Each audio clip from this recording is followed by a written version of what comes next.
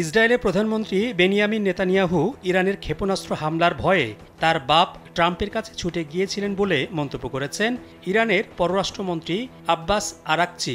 শনিবার সামাজিক যোগাযোগ মাধ্যম এক্সে দেয়া এক পোস্টে তিনি মন্তব্য করেন।